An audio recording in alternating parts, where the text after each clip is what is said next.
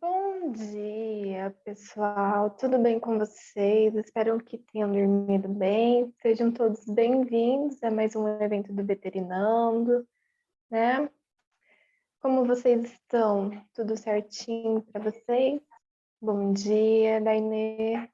Bom dia, Bom Henrique. dia. Bom dia. Bom dia, pessoal. Tudo bem? Hoje a gente vai conversar um pouquinho sobre imunidade adquirida, inata, e saber quais são os principais componentes e como está interrelacionada a resposta imune. Hoje convidamos a Priscila Pires para conversar com vocês. Bom dia, Priscila. Eu sou a Mari do Veterinando. Para quem não me conhece, sejam todos bem-vindos. Bom dia, pessoal. Estava até conversando com a Mari ali agora, né, sobre a palestra de hoje. Na verdade, é um bate-papo, vocês podem me interromper a qualquer momento, tá? Eu fiz aqui uma quantidade bem desafiadora de slides, mas falei com a Mari que eu não vou ficar tensa no sentido da gente terminar o que eu previ de conteúdo.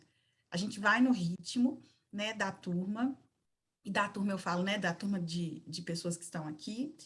E aí, se a gente achar não sei, eu fiz 75 slides, mas, por exemplo, se a gente trabalhar 10 e a gente achar que precisa de um outro momento para falar com um pouco mais de calma, eu prefiro aqui que a gente faça um encontro mais qualitativo, mais voltado para a qualidade do que para a quantidade.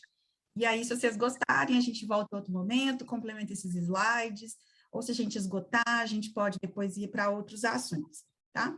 Então, eu fiz aqui uma palestra bem completa, assim, pensando em tudo de mais importante aí na imunologia, né? É claro que a gente podia ficar a vida inteira falando só de imunologia, tá bom? Então, a gente não tem como esgotar, né? É um assunto inesgotável e com muita pesquisa científica, mas a gente vai tentar aqui dar um enfoque naquilo que é mais importante, mais essencial. E 75 foi um desafio, tá? Não foi fácil, parece muito, mas foi muito difícil escolher esse 75. Então, assim, fica aqui, né, o meu convite de antemão, a minha disponibilidade, né? A gente pode combinar outros encontros, tá? Mari, posso começar? Pode começar. Queria Tá. agradecer desde já a sua participação. Nossa, fico sempre feliz quando você está participando. Que bom, obrigada, viu, Mari?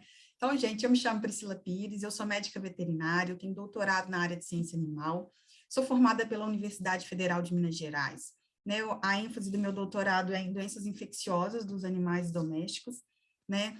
E tenho aí atuado nas unidades curriculares de agravos, saúde dos animais de produção e inspeção e tecnologia de produtos de origem animal. Hoje aqui, a gente vai dar um enfoque, né, aí para os cavaleiros da imunologia, a gente vai dar um enfoque no sistema imunológico em si, tá? Então, vamos começar bem no inicinho, falando das células do tecido do sistema imune, só para dar um overview aqui das temáticas que eu separei. Então, nesse primeiro momento, a gente teria como objetivo entender de onde vêm essas células, quais as principais funções de cada uma delas, né, ter uma noção geral de quais são essas células. Depois, a gente falaria um pouquinho dos tecidos imunoprivilegiados, tá? E aí, nesse momento, ia mostrar para vocês como é que está a distribuição dessas células, onde que elas estão localizadas, né, no corpo humano, no corpo animal, porque tem alguma similaridade. E aí, já de cara, falo com vocês que normalmente eu tenho uma pegada, né, da imunologia muito voltada para mamíferos, então, aqui a gente não está aprofundando na parte de silvestres, nem de aves, e aí a gente pode, né, em um momento específico, falar só dessa abordagem, tá? Depois a gente vai falar um pouquinho, né, das propriedades gerais da resposta imune, dividindo aí o que é imunidade inata, imunidade adaptativa, né, só para a gente diferenciar esses dois ramos da imunidade. E aí a intenção é a gente falar um pouquinho mais sobre a imunidade inata. Então, a gente vai dar um foco, quando a gente falar de imunidade inata, é como que ela funciona, porque a gente já aprendeu as células, né? A gente já sabe a diferença dela para adquirida, a gente já sabe onde é que está isso no corpo, e aí a gente vai falar como é que ela acontece efetivamente. Entendendo que a imunidade inata é uma resposta que está pronta, né? Depois vai desenvolver a imunidade adaptativa, aí a gente tem a imunidade adaptativa humoral, né? Que é aquela baseada em anticorpos. Aqui também o enfoque vai ser em contar para vocês como é que esses anticorpos aparecem no corpo, né? E quando eles aparecem, o que é que acontece no corpo humano, né? No corpo de mamíferos em geral. Depois a gente passa para a resposta imunidadaptativa celular, né? E aí, de novo, a gente vai falar. Oi? Qualquer coisa, a gente pode me interromper, tá? Aí a gente vai falar da resposta das células, como é que elas respondem, né, aos antígenos, e aí a gente finaliza aqui uma conversa geral, né, que vai da imunidade inata à imunidade adaptativa. Então, como vocês podem perceber aí, bastante desafiador, né, para 2 horas só, mas eu acho que mais do que 2 horas, num sábado, talvez, né, comprometa o descanso de vocês, e aí por isso que eu falei com a Mara, não, vamos fazer 2 horas, e aí em outro momento, de repente, a gente volta aprofundando em outros temas, tá bom? Eu tô falando um pouco assim com a boca torta, que eu tô com um machucado aqui na boca, ontem eu fui, né, tive um procedimento odontológico, então vai ficar meio torto assim, tá, gente? Mas eu não queria deixar de vir aqui conversar com vocês. Bom, falando aí então do sistema imunológico, das células, né? Quais são as células do sistema imune? As células do sistema imune, elas têm funções especializadas, tá? Especializada no sentido de dizer que elas têm algumas funções, né, que são naturais de cada uma das células. Cada uma vai ter um papel. Às vezes esse papel até é compartilhado, 2 células têm, por exemplo, a capacidade de fazer fagocitose, mas uma delas faz fagocitose e libera grânulos e a outra não, por exemplo, tá? Então, por isso que a gente fala funções especializadas, né? Quando a gente vai no intestino, por exemplo, a gente tem células com função especializada. Eu tenho os enterócitos, que vão ali absorver nutrientes. Mas eu tenho também as células globosas, que vão secretar muco, né? Isso é a especialização de uma célula. É saber que ela está em um tecido, ou ela está circulando, né? No caso das células do sistema imune, e ela tem um papel principal, tá? Então, a especialização é no sentido de dizer que cada uma dessas células tem um papel principal e muito importante para a imunidade, né? E aí, essas células, então, do sistema imune, que tem esse papel importante, algumas delas vão desempenhar esse papel na imunidade inata e outras vão desempenhar esse papel na imunidade adaptativa, né? Então, esse papel, ele vai ter um potencial de responder a qualquer patógeno ou de responder de maneira específica, né? De maneira adaptada para um patógeno. Mas, de qualquer forma, tanto as células da imunidade inata quanto da imunidade adquirida, cada uma com o seu perfil, ela tem por princípio eliminar antígenos, né? Eliminar fontes de agressão ao organismo, tá?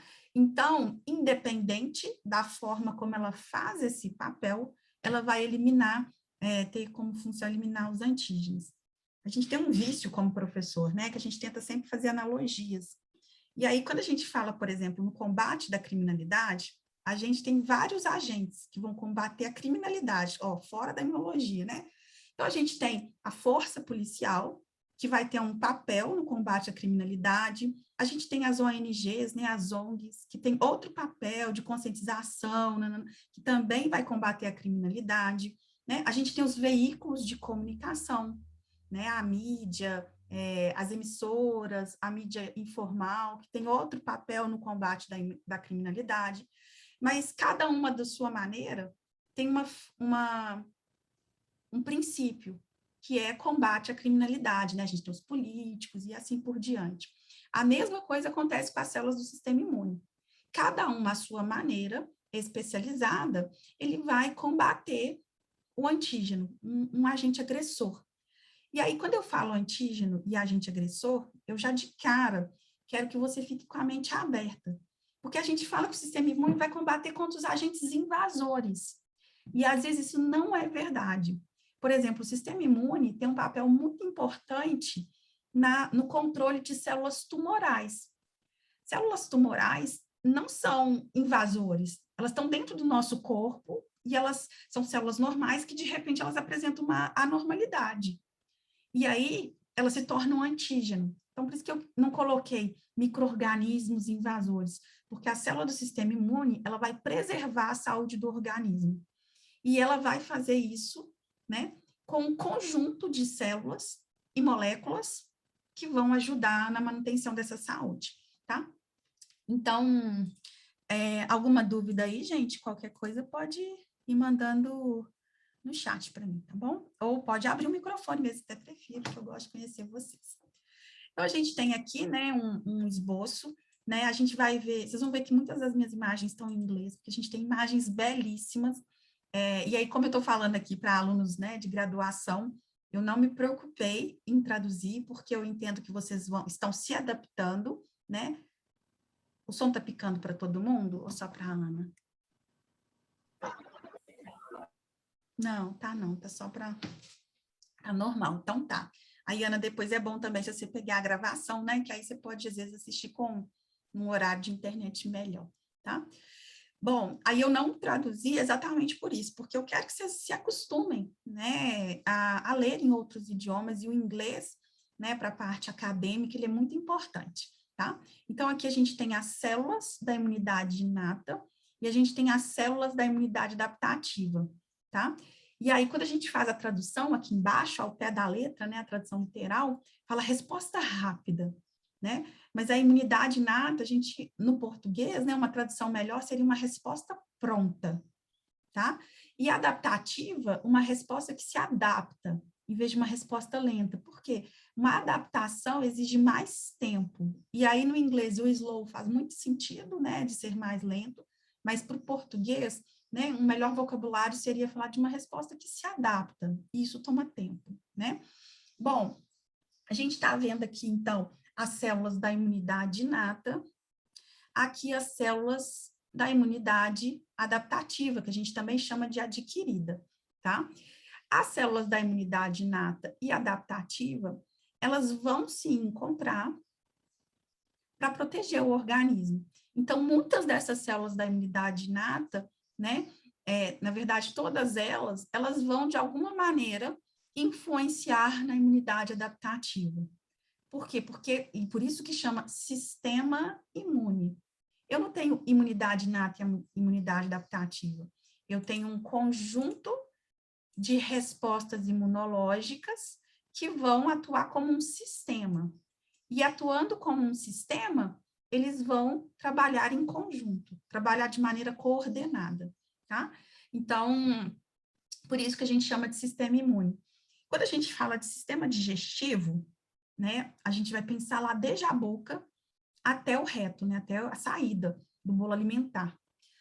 E o sistema imune, embora ele não tenha um início, né, um órgão onde é a entrada do seu processo e a saída, ele está disperso no corpo, ele vai funcionar como um sistema digestivo, né, onde eu tenho um início da cascata e um final dessa reação, né, e um objetivo para esse evento biológico, que é a proteção do organismo.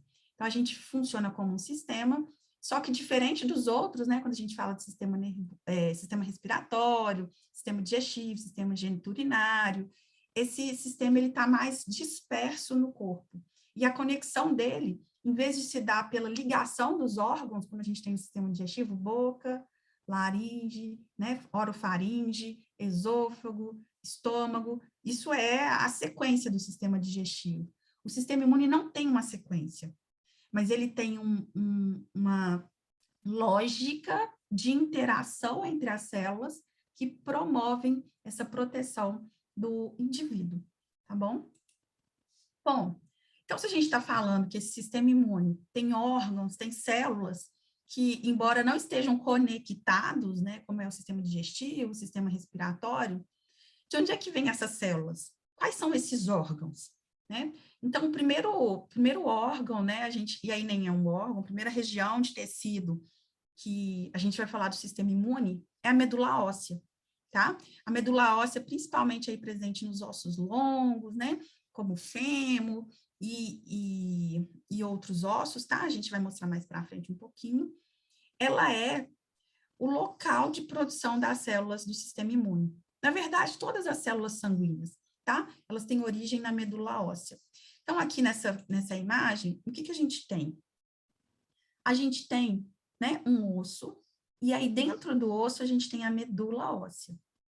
Lá dentro da medula óssea, eu tenho as células totipotentes. O que são células totipotentes? São células pouco diferenciadas. E essas células pouco diferenciadas, à medida que elas recebem alguns estímulos, elas podem ir se diferenciando e se transformando em novas células. Bom, quando a gente tem a célula lá na medula óssea, a célula que tem menor grau de diferenciação, a gente chama de célula da linhagem hematopoética. Essa célula da linhagem hematopoética, né, como é que vem? Vamos começar na gestação, né, na geração do indivíduo. Eu tenho um espermatozoide e eu tenho o óvulo. O espermatozoide fecunda o óvulo e esse é a primeira célula do indivíduo. Uma célula com alto potencial de multiplicação e uma célula muito pouco diferenciada. A partir da multiplicação dessas células, né, que vai formar a mórula, blasto, essas células vão sofrendo algumas diferenciações. Aí eu tenho mesoderme, ectoderme, né, porque ela já sofreu alguma diferenciação. O que é esse processo de diferenciação? Quando o espermatozoide fecundou o óvulo, ali eu tenho o genoma do indivíduo. Uma célula com todos os seus cromossomos, com toda a sua informação genética. À medida que ela vai se dividindo, ela vai formando células iguais, com os mesmos cromossomos e mesma informação genética. Depois que ela se dividiu, a célula sofre um processo de diferenciação. O que é isso?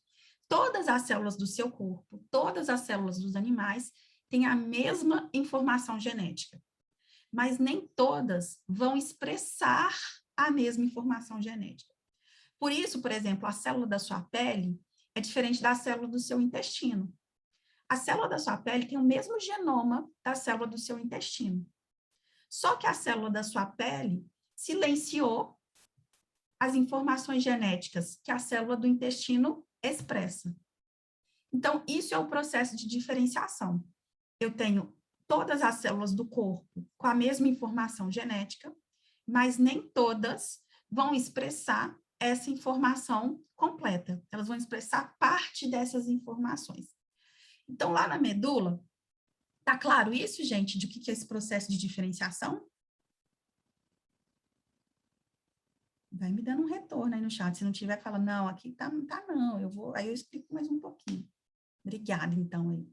Bom, então aí na medula, a gente tem uma célula hematopoética, tá? Então, é uma célula que já sofreu alguma diferenciação, tá? Ela não pode se transformar em um neurônio, ela não pode se transformar em uma célula digestiva, uma célula respiratória, ela já tem alguma diferenciação, ela já tem alguns genes que ela pode expressar. Só que essa célula ainda pode se diferenciar um pouco mais, ou seja, ela pode se especializar um pouco mais. E aí, quando ela passa por uma primeira etapa de diferenciação, ela vai resultar em uma dessas duas células que estão aqui. Ou ela vai resultar em uma célula um pouco mais diferenciada, que a gente chama de progenitor linfóide, ou, tá, ela vai ter que se comprometer, ela vai ter que escolher os genes ali, quando a gente fala se comprometer, né, ela vai selecionar os genes que ela vai expressar. Ou ela vai se diferenciar em uma célula que a gente vai falar que é um progenitor comum de granulócitos, tá? Então, a gente tem aqui, ó, um progenitor linfóide, ou o que a gente chama também de um progenitor mieloide, ou de granulócitos, ou de macrófagos, mas é muito comum na tradução, nos livros que estão em português, a gente chamar de progenitor mieloide. Então, essa célula se comprometeu. Ela vai virar ou o progenitor linfóide ou o progenitor mieloide, que são células um pouco mais diferenciadas do que as células da linhagem hematopoética, tá? São um pouco mais diferenciadas, mas elas ainda não estão no seu processo final de diferenciação, ainda não. E aí elas vão, mediante os estímulos, né, que vão silenciar alguns genes e deixar a expressão de outros ativo. Esse progenitor linfóide, ele pode se diferenciar em célula NK, em célula linfócito T, em linfócito B ou na célula dendrítica, né? Mediante o estímulo que esse progenitor linfóide receber, ou ele vai virar uma célula NK, ou ele vai virar um linfócito T, ou ele vai virar um linfócito B, ou ele vai virar uma célula dendrítica. O progenitor mieloide, ou ele vai virar um eosinófilo, ou ele vai virar um macrófago, um basófilo, um mastócito, um neutrófilo, ou algumas populações de células dendríticas. Então, as células do sistema imune, né, as células sanguíneas, as hemácias também, tá? Mas nosso foco aqui é sistema imune. As células do sistema imune, elas vão ter origem na medula óssea. A diferenciação, né, o processo de formação dessas células, de produção, é na medula óssea. Aí eu já faço uma perguntinha aqui para vocês. Uma pessoa que tenha um problema ou um medicamento que leve a uma redução do componente na medula óssea, vai afetar o sistema imunológico da pessoa ou do animal? Sim. E ele vai afetar na origem, porque ele vai afetar no número de células hematopoéticas e, com certeza, em todas as células da imunidade. Então, ele vai afetar o sistema imune de maneira global. E existem vários medicamentos, tanto na medicina humana quanto na medicina veterinária, que vão afetar ali a qualidade de produção de células da medula óssea, tá bom? Então, acho que vocês estão comigo aqui pelas respostas do chat, tá? Quando faz o transplante de medula óssea, o que eu estou fazendo quando eu faço transplante de medula óssea? Eu estou colocando aqui, ó, células totipotentes, né? Células pluripotentes, tá? Eu estou colocando célula-tronco, na verdade. E aí, quando eu faço esse transplante, essas células, né, elas têm uma capacidade de se fixar e também de gerar todas as outras células. Então, quando a gente faz o transplante, na verdade, é como se eu estivesse regenerando a capacidade de geração de células do sistema imune. Tá, Daniel?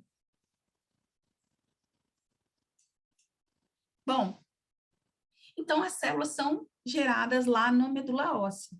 E esse... Professora, posso te interromper um pouquinho? Claro. Eu não sei se tem a ver muito com a sua aula, então vou tentar ser breve. A célula multipotente é só a célula do feto, do cordão umbilical, ou nada a ver? Não, a gente ainda tem algumas células multipotentes na vida adulta, só que elas vão diminuindo em quantidade, tá, Jennifer? Não é só do feto, cordão umbilical. Ah, tá. Quando a gente fala de célula-tronco, né, com baixíssima diferenciação, é aí que eu vou ter lá no cordão, mas ainda na vida adulta a gente tem células bem diferenciadas. E quanto mais se estuda, mais a gente descobre. Então, por exemplo, polpa do dente, tá? A gente tem em outros locais também. Ah, que legal. Obrigada. De nada. Bom, a Natália perguntou aqui assim, ó, quando os leucócitos estão baixos, né? O que são leucócitos? Leucócitos, né? Foi muito boa essa pergunta, Natália, porque você falou um termo que eu não usei aqui, mas ele é importante. As células do sistema imune, né? As células brancas, que a gente chama do sangue, pode ser outro nome, ou pode ser os leucócitos, tá? Bom, aí tem que ter cuidado para não confundir leucócito, que é qualquer uma dessas células aqui, com linfócito. Linfócito, eu tenho só dois, linfócito T, linfócito B. Leucócito, eu tenho uma infinidade de células que eu posso chamar de leucócito. Então, a Natália perguntou assim para a gente, olha, quando os leucócitos estão baixos, esse sinal de que a medula não está produzindo células suficientes para a imunidade? Aí, Natália, tem a ver, pode ser um sinal, tá? De uma deficiência da medula, da produção medular. Mas pode ser outro. Pode ser que a medula está produzindo, mas eu tenho um agente agressor que está consumindo. A medula está até reativa, ela está produzindo, ela está até ela está até em hiperplasia, né? Está aumentada. Só que, à medida que ela produz, vem um agente agressor e destrói, vem um agente agressor e destrói, vem um agente agressor e destrói. Então, o leucócito baixo pode indicar um problema na medula, ok? Mas ele pode indicar também um consumo, né? Então, você imagina, por exemplo, Natália, que uma pessoa, um animal, sofreu um acidente super grave. E aí ele teve uma hemorragia. A medula dele tá ok, concorda? Só que na hora que eu fizer um exame de sangue desse animal que sofreu uma hemorragia, ele perdeu o sangue, os leucócitos vão estar baixos. Significa que a medula está com problema? Não, significa que ele teve uma outra causa, que nem foi infecção, tá? Então, depende, pode ser sim um problema da medula, mas não é exclusivamente. Ficou claro, Natália? Sim, e por exemplo, assim, prof, no caso, se for, por exemplo, um tratamento mais agressivo, por exemplo, o animal teve algum câncer, alguma coisa, quanto tempo após isso poderá voltar a, no caso, o normal, a imunidade de leucócito dele demoraria, tipo, muito tempo ou é logo depois, assim, que finaliza o tratamento ou alguma coisa assim? Aí a gente vai depender, tá? E vários fatores vão afetar isso aí, tá, Natália? Então, por exemplo, a idade afeta, né? A gente sabe, por exemplo, as pessoas, os animais mais idosos, as pessoas mais idosas, normalmente o tempo é mais longo. O tipo de medicamento, a dose do medicamento, o tempo que o medicamento foi usado, tá? Quando a gente está falando, vamos supor, uma hemorragia, qual é o grau dessa hemorragia? Ela foi estancada? Quanto tempo ela demorou para ser? Qual o grau de comprometimento, entendeu? Então, qual foi o órgão que teve a hemorragia, né? Então, isso aí vai depender caso a caso. Mas qual que é a atenção da gente como veterinário? Você sabe a importância da medula. E você sabe também que se a medula estiver bem, ela vai regenerar e produzir essas células. Então, eu vou cuidar da alimentação, eu vou estimular, né, para que essa medula faça essa reposição adequada. Ou, você sabendo que aquele medicamento, ele causa uma agressão na medula óssea, que tal eu isolar o paciente? Que tal eu fazer uma antibiótico terapia preventiva, né? Porque ter leucócito baixo significa que ele vai ter infecção? Não, porque eu posso colocar esse animal em isolamento, eu posso fazer uma antibiótico terapia preventiva, exatamente já sabendo que aquele tratamento faz, né, faz uma redução ali no potencial de geração de células da medula. Faz sentido, Natália? Sim, agora sim, obrigada. Nada. Então, a gente tem que ter essa preocupação, sim, de quando ela vai regenerar, para atuar de maneira preventiva aos danos que o meu tratamento impõe sobre a geração de célula de defesa. Então, por exemplo, normalmente as pessoas que fazem tratamento contra o câncer, né, e aí eles podem ter, porque vai, né, às vezes vai afetar a medula, eles ficam no ambiente hospitalar isolado. Né, eles vão comer uma comida que é especialmente preparada para eles, tá? Ou uma pessoa que tem uma deficiência, aí ela vai ter uma série de cuidados, vai tomar uma série de medicamentos, tá? Então, baixa de leucócitos, ele é um problema, mas que a gente pode atuar de maneira preventiva para que a gente consiga controlar as implicações, tá bom? Bom, então a gente estava falando que esse processo de geração de leucócitos a gente chama de hematopoiese, tá? Hematopoiese é o processo da medula gerar células sanguíneas, né? Tanto as células brancas como as células vermelhas. E aí, como eu falei com vocês, foi muito difícil escolher os slides, eu estou focando exclusivamente aqui nas células brancas, tá? Então, a medula óssea, ela tem esse papel. Onde é que a gente está ali com a produção, né? Onde é que a gente tem produção de medula óssea? Onde a medula óssea está, né, para produzir as nossas células de defesa? Mais jovens, tá? Ela está produtiva e ativa em praticamente todos os ossos do corpo do animal jovem. À medida que esse animal vai evoluindo, e principalmente quando ele passa pela puberdade, ela passa, a medula óssea passa a estar presente mais nos ossos chatos, tá? Nas vértebras e, né, nos ossos ilíacos e costela, tá? Quando o animal já passa para uma, né, a ficar senil, a ficar mais velho, a ficar idoso, a medula óssea tem ainda uma redução em quantidade na sua distribuição, tá? Isso é um processo natural do envelhecimento, né? Do amadurecimento e envelhecimento. Então, aqui vocês podem ver, por exemplo, a gente sempre fala assim, um animal idoso, ele é mais susceptível a infecções, né? Uma pessoa idosa, normalmente, ela é mais susceptível a infecções. Porque essa pessoa, naturalmente, ela produz uma quantidade de células de sistema imune menor, porque ela tem menos medula óssea, tá? Mas a gente também fala que os animais jovens são mais susceptíveis à infecção. Por quê? Se eles têm tanta medula óssea. Alguém tem uma ideia? Por falta de células de memória?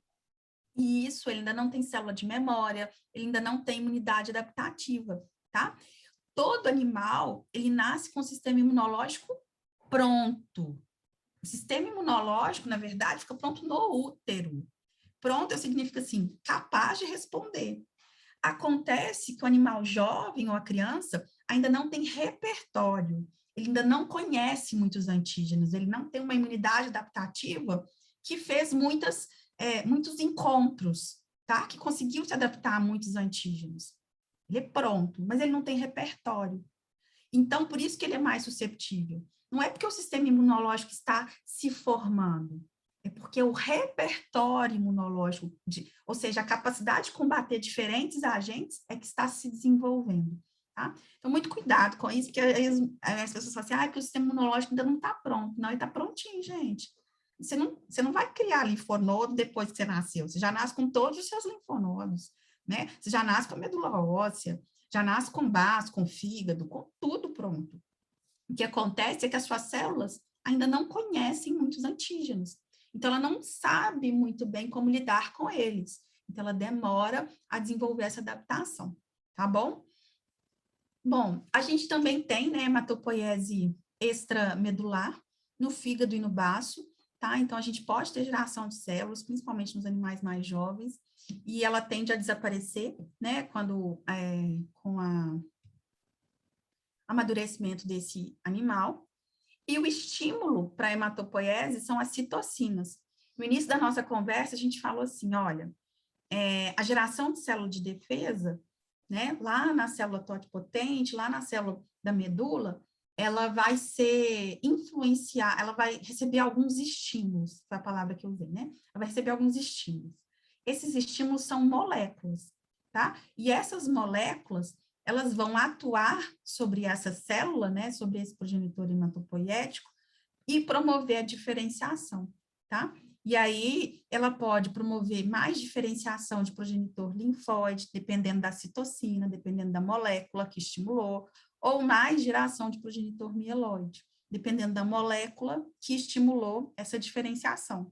Ainda assim, esses progenitores, dependendo da molécula, da citocina que influenciar a sua diferenciação, ele vai produzir mais linfócito B, mais linfócito T, ou mais macrófago, mais neutrófilo, tá? Então, as citocinas, né, que estão circulando, que são moléculas sinalizadoras que circulam no sistema sanguíneo, né, no sistema circulatório, elas vão influenciar na hematopoiese, né? Elas vão direcionar ali aquele processo de síntese de célula do sistema imune, tá bom? Alguma dúvida até aqui?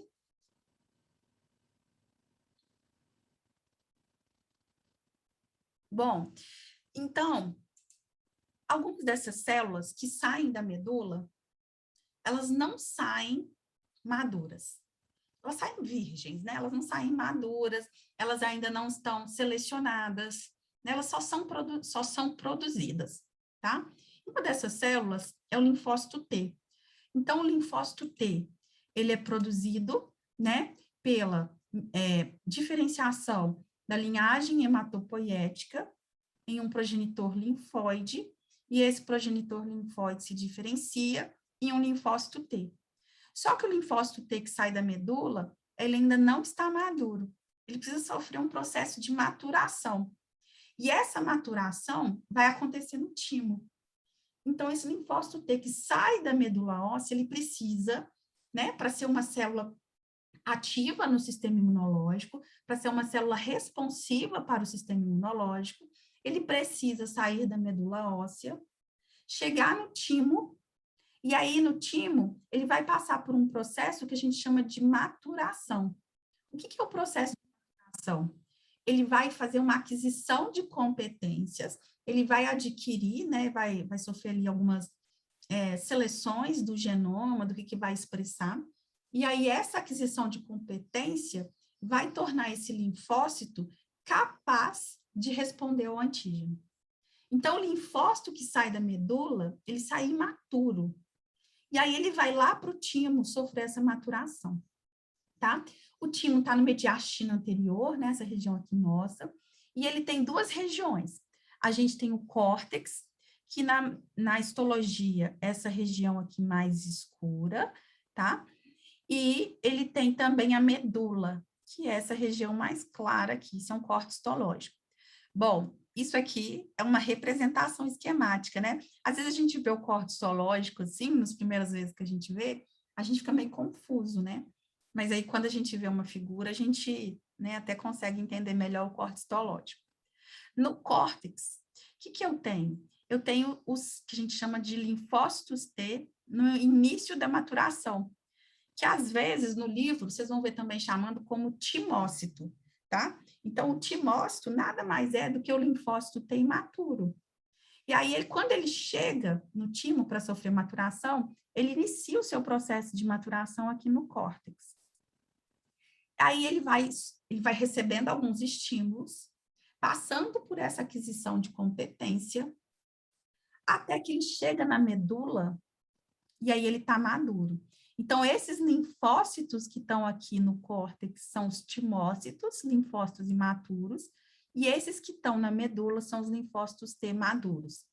E ali, na medula, ele vai ter contato com células de defesa, como os macrófagos, as células dendríticas, que são células da imunidade inata. E essas células vão fazer uma estimulação ali daqueles linfócitos, já que eles já podem responder, já que eles têm a competência de apoiar o sistema imune, tá?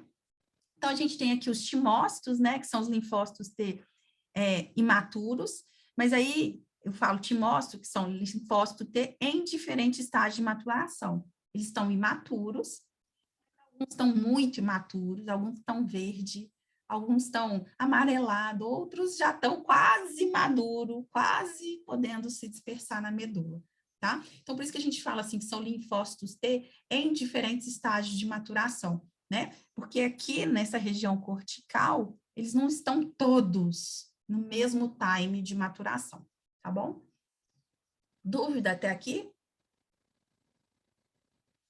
Bom, como o timo ainda faz parte do processo de maturação, de aquisição de competência da célula de defesa, a gente vai chamar ele de órgão linfóide primário, assim como a medula óssea, tá? Então, o timo e a medula óssea são órgãos linfóides primários.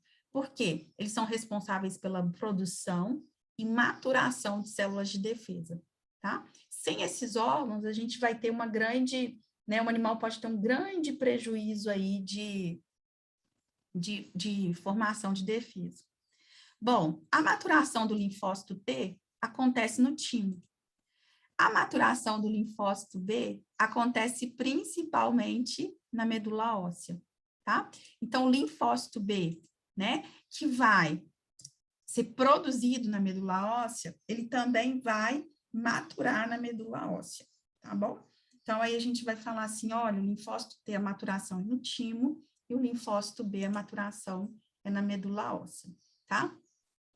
Bom, a gente tem outros órgãos linfóides, tá? A gente tem também, por exemplo, o baço, né? O baço é um órgão linfóide. Ele não tem... qual que é a função desse baço? Ele vai retirar da circulação sanguínea células que estão lesionadas, células de defesa que estão lesionadas, né, para fazer a purificação, que a gente chama de clearance, né, a destruição dessas células. Ele vai tirar células senescentes, células velhas, ele vai tirar algumas partículas. No baço também vai acontecer algumas respostas imunológicas. Como o baço recolhe as partículas, corpo, essas partículas podem ser antígeno. Então, o baço concentra ali uma grande variedade de células de defesa e permite que elas tenham acesso a essas partículas. E o acesso a essas partículas possibilita, né, o reconhecimento dessas partículas pelas células do sistema imune, tá? O baço é dividido em duas polpas, tá? Para o sistema imune, né? A gente tem a polpa vermelha, onde a gente tem as células, tá? As células vermelhas do sangue, principalmente, a gente tem algumas células de defesa, mas a gente tem principalmente hemácias, tá? E aí a gente tem a polpa branca, né? A polpa branca aqui, ó, são os linfócitos, né? Então, aqui, na polpa vermelha, eu tenho células da imunidade inata, macrófago e hemácia, e na polpa branca eu tenho linfócito, tá? No baço, pode-se iniciar uma resposta imunológica a um antígeno. Outro órgão linfóide secundário que a gente tem, muito importante, são os linfonodos, tá? Os linfonodos estão distribuídos ao longo do corpo. E aí a gente fala, né, assim, cada região do corpo tem um linfonodo drenante, ou um conjunto de linfonodos drenantes. Então, por exemplo, a gente tem a cadeia de linfonodos mesentéricos, que estão lá drenando o tubo digestivo. A gente tem o linfonodo cervical, que drena, né, a região da cabeça e pescoço. A gente tem o linfonodo poplíteo, que vai drenar ali, por exemplo, a região traseira do animal, né? Mas quando a gente fala drena, o que o linfonodo drena?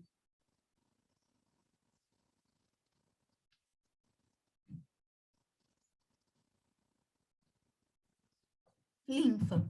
O linfonodo drena a linfa, tá? E aí, daqui a pouquinho, a gente vai falar um pouco mais do que é a linfa. Então, esse é o linfonodo que vai drenar a linfa.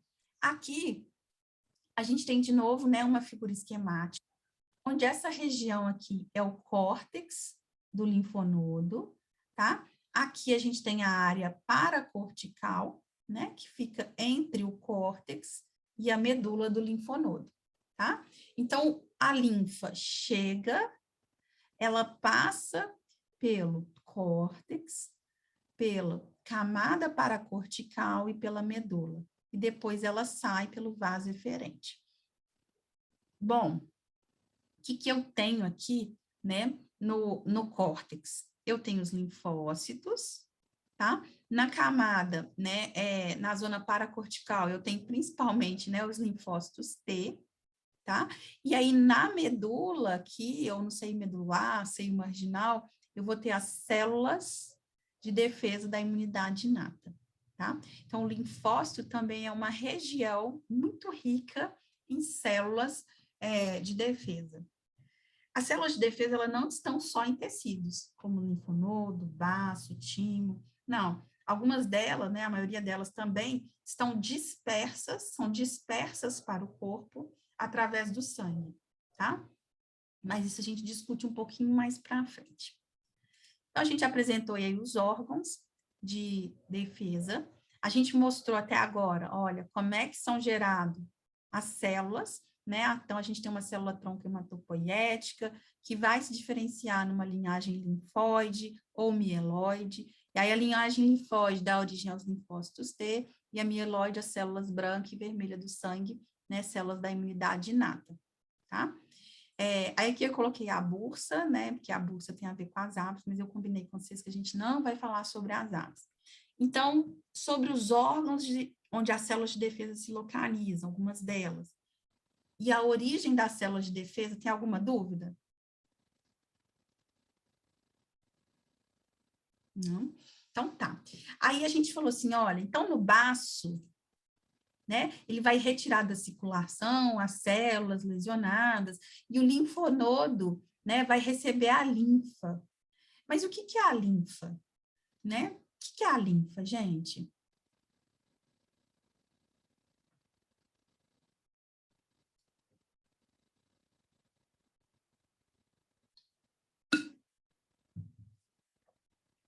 Nem no chutezinho?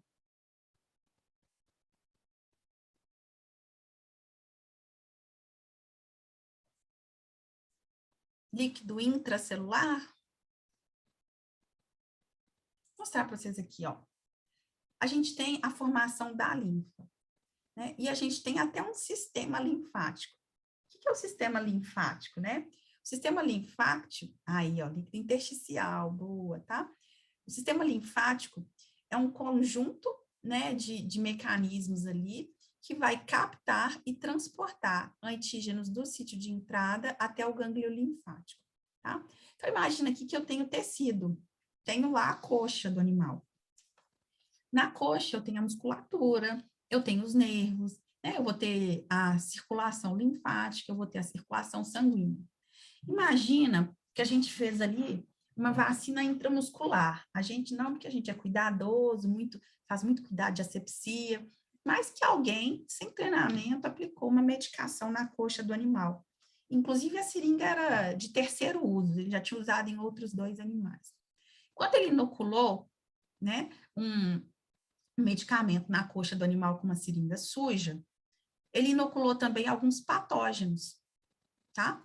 Então, vou ter na musculatura daquele animal, no tecido daquele animal, eu vou ter o antígeno, que são os patógenos inoculados por meio da seringa suja. Esse antígeno, ele vai reagir com as células de defesa, e aí, quando a célula de defesa agredir esse antígeno, ele pode liberar toxina, ou quando a célula de defesa atuar sobre esse antígeno, essa célula de defesa ela vai produzir citocinas, sinalizando que ela está combatendo o antígeno, ou ainda, ela vai destruir esse antígeno. Tudo isso está acontecendo no tecido. Só que no tecido muscular eu não tenho célula de defesa residente, tá? E aí eu também não tenho, né, como eu tenho aqui no linfonodo, eu não tenho linfócito T no tecido muscular. Só que eu estou sofrendo uma infecção no meu tecido muscular. Aí o que vai acontecer? Essas citocinas produzidas pela célula de defesa, os antígenos produzidos pelo patógeno que está no tecido muscular, vai para o líquido intersticial. O que é o líquido intersticial? A gente tem as células musculares, né, as fibras, e entre elas tem um líquido, tá? E aí esse líquido, ele vai ser captado pelos capilares linfáticos, que vão, né, vão convergir para o vaso linfático, e aí o líquido intersticial que chegou no vaso linfático, no capilar linfático, a gente chama de linfa. E essa linfa vai para onde? Vai para o linfonodo drenante, que no caso da coxa é o poplíteo. Então, lá no linfonodo poplíteo, o que vai acontecer? A linfa vai chegar com esses antígenos, ou até com um patógeno morto ou vivo, com célula de defesa, com a citocina que ela produziu, vai chegar, e aí no linfonodo, que é um órgão repleto de célula de defesa, ele vai começar a estimular, vai começar a produzir mais célula, vai começar a enviar mais sinais para aquele tecido que está infeccionado, tá?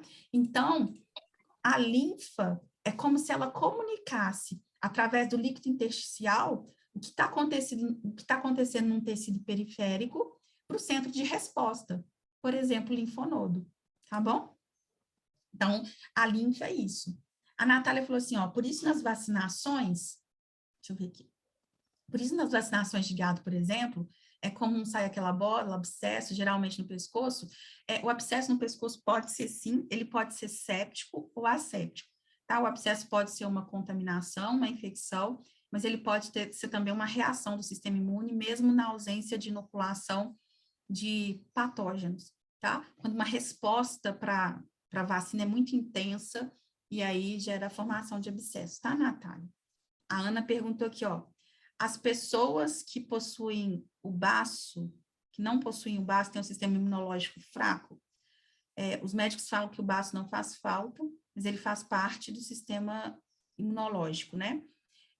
Não é que ela possui sistema imunológico fraco, né? A gente tem que pensar aqui, ó, que as células de defesa são geradas na medula óssea, né? É como se ela perdesse um local de resposta, tá? Mas é claro que os linfonodos podem compensar, né? A quantidade de células pode ser compensatória. Então, ela não vai ter maus... por exemplo, tá a Ana respondendo. Ela pode ter uma vida imunologicamente normal, ou muito mais normal do que uma pessoa que tem uma depressão de medula óssea, por exemplo. Tá? Por isso que os médicos falam isso. Bom, então é isso. Gente, eu tive, né, eu tive também uma rouquidão, e aí, por recomendação médica, eu sempre estou dando 50 minutos de aula, aí eu paro 5 minutinhos, bebo uma água, quem bebe muita água vai muito ao banheiro, e aí eu retorno. Então, eu queria ver com vocês se a gente para agora, 9h50, e aí a gente volta aqui 9h56. Pode ser? Só para eu ir beber uma água e ir ao banheiro rapidinho? Pode ser, Mari? Então tá. Então, daqui uns minutinhos a gente volta, tá bom? 9h56, precisamente.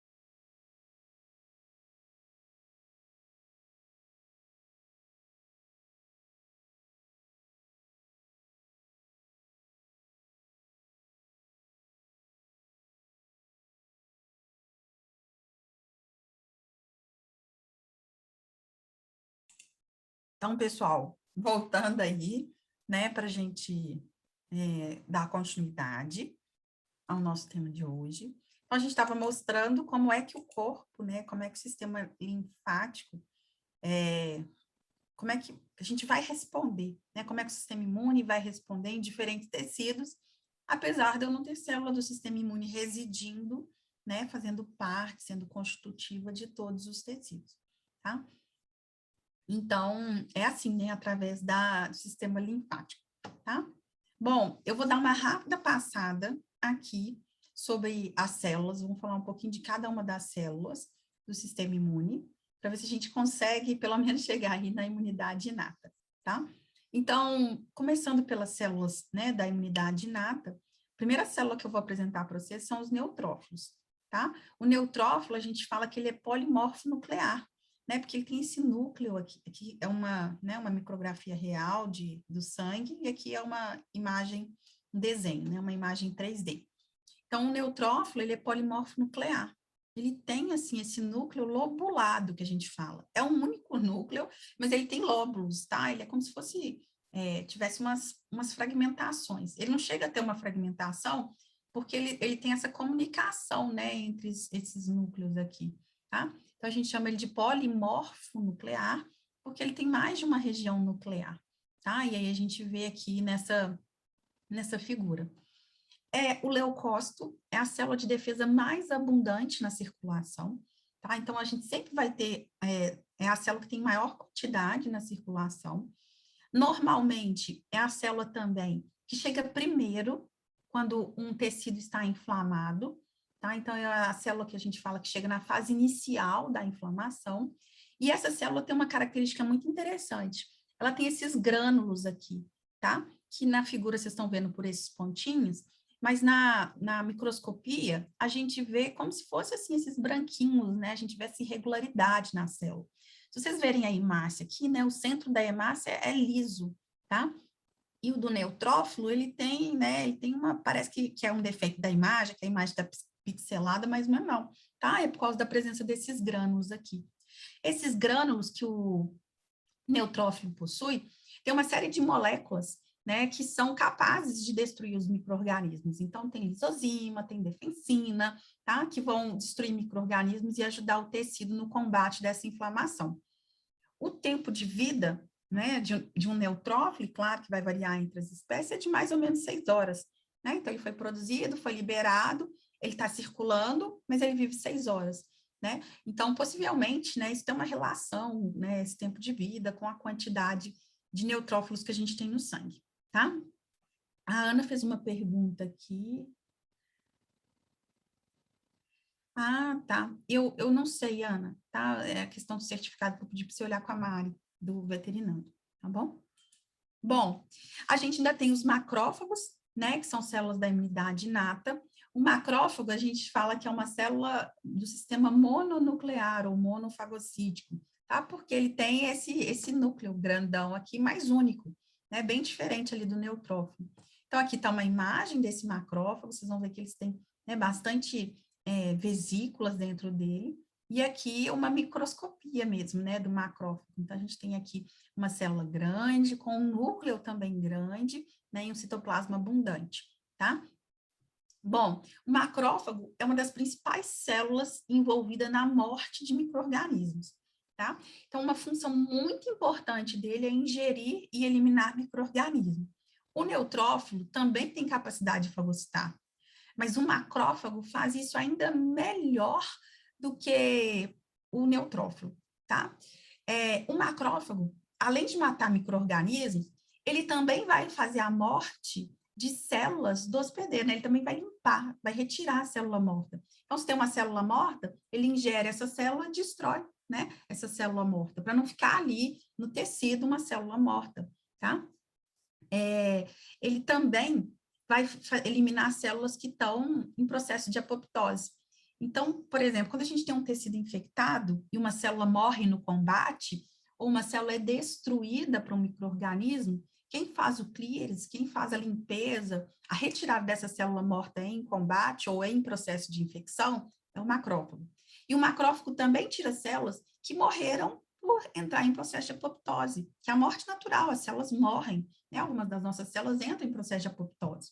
Então, o macrófago também faz a remoção dessa célula que sofreu tanto uma morte por uma infecção do tecido, quanto uma morte por uma morte natural. O macrófago é um excelente secretor de citocina. E a gente já falou aqui que as moléculas da imunidade, elas são essenciais, né, para fazer essa sinalização. Como as células da imunidade estão dispersas em vários linfonodos, em vários órgãos, e elas precisam desse estímulo para, né, para se diferenciar, para atuar na resposta, o macrófago é uma dessas células que secreta a citocina em grande quantidade e uma grande variedade delas, tá? Então, ele é um importante sinalizador da imunidade. Ele ainda faz a apresentação de antígenos, né, para o linfócito T. A gente vai discutir isso um pouquinho mais para frente, talvez não dê tempo hoje, tá, meninas do veterinando, mas a gente está disponível aí para fazer, a gente vai precisar fazer umas sessões, tá? E ele também vai fazer a reparação tecidual, né? Então, se o neutrófilo é a célula de defesa que chega na fase inicial da inflamação, o macrófago normalmente é uma célula que chega do meio para o final, tá? Ele vai ajudar a combater, ele vai eliminar o micro-organismo, mas ele também vai reparar o tecido, ele também vai controlar, ele pode assumir um papel no sentido de regular a imunidade, tá? Porque excesso de resposta, né, também gera lesão tecidual. Então, o macrófago vai imunorregular, né, fazer a parada da resposta imunológica, tá? Então, essas são as principais funções dos macrófagos. A gente tem os mastócitos, basófilos e eosinófilos, tá? Que são células que normalmente a gente tem em menor quantidade. Consigo disponibilizar os slides, sim, tá? Depois eu passo para a Mari e a Mari passa para vocês, tá bom? São 75, tá? A gente não vai falar todos hoje. São células que a gente tem em menor quantidade, né? Também tem grânulos, como os neutrófilos, só que esses grânulos dos mastócito, basófilo e eosinófilo, eles vão ter mediadores da inflamação, né? Eles vão promover vasodilatação, eles podem liberar amina vasoativa, por exemplo, a histamina, tá? O eosinófilo ainda tem algumas substâncias nos seus grânulos que são responsáveis pela destruição de parasitas, por exemplo, eumintos, tá? Então, eles têm também uma função importante nessa defesa. Mas quando a gente compara em quantidade, né, ele tem muito menos do que os neutrófilos no sangue. A Natália perguntou assim, a interpretação do exame de sangue dos animais é da mesma interpretação dos humanos? A gente tem muitas coisas semelhantes, né? A maioria delas são bem semelhantes. O que vai diferenciar, tá, Natália? O valor de referência é por espécie. Então, a quantidade de neutrófilos na espécie humana é diferente do cachorro, que é diferente do gato, que é diferente do cavalo, por exemplo, tá? A quantidade de referência. Mas eu vou ter na inflamação, tanto em ser humano, quanto em gato, quanto em cachorro, eu posso observar uma neutrofilia, né? Um aumento do número de neutrófilos, tá? Então, isso pode ser um indicativo, né? Aí a gente pode falar, eu tenho uma leucocitose, um aumento do número de leucócitos, tá? Quando a inflamação já está prosseguindo por muitos dias, né, eu posso ter uma linfopenia, né, uma diminuição do número de linfócitos, uma leucopenia, uma diminuição do número de leucócitos. Então, tende a ser muito parecida o mecanismo, mas não a quantidade, tá? O entendimento, sim, mas não a quantidade. Bom, então a gente já falou aí das principais células da imunidade inata, tá? Depois agora a gente vai falar um pouquinho da célula dendrítica, tá? As células dendríticas são células apresentadoras de antígeno, né? Elas vão comunicar ali com os linfócitos T, né? Uma função que também o macrófago possui.